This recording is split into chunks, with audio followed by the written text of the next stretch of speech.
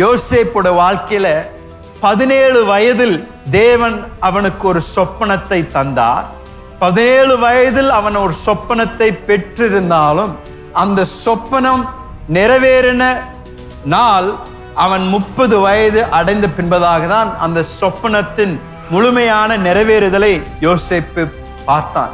அப்படி என்றால் 13 வருடங்கள், 17 வயதிலிருந்து அந்த 30 வயது வரைக்கும் தேவன் யோசேப்பை நடத்தி சென்ற பாதையின் மூலமாக பல விதங்களில் யோசேப்பை அவர் புடமிட்டு அவனை பரிசித்து அவருடைய சித்தத்திற்காக யோசேப்பை ஆயத்தம் பண்ணினார் என்று நான் சொல்லுவேன். தேவ வசனம் சங்கீதம் 105வது சங்கீதம் 19வது வசனத்தில் நீங்கள் அந்த வசனத்தை பார்ப்போம் என்றால் யோசேப்பை குறித்து தேவனுடைய வார்த்தை இவ்விதமாக சொல்லுகின்றது. வாசிக்கின்றீர்களா? கர்த்தர் சொன்ன வார்த்தை நிறைவேறும் அளவும் அவருடைய வசனம் அவனை புடமிட்டது.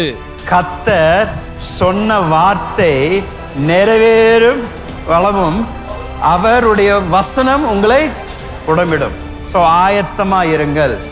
தேவனுடைய வார்த்தைகளும் வாக்கு தத்தங்களும் நிறைவேறணும் என்றால் அவர் நம்மை புடமிடுகின்றார், நம்மை பரீட்சிக்கின்றார்.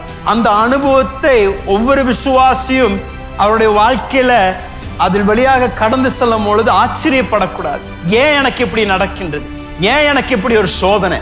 ஏன் இவ்வளவு பிரச்சனை என் வாழ்க்கையில?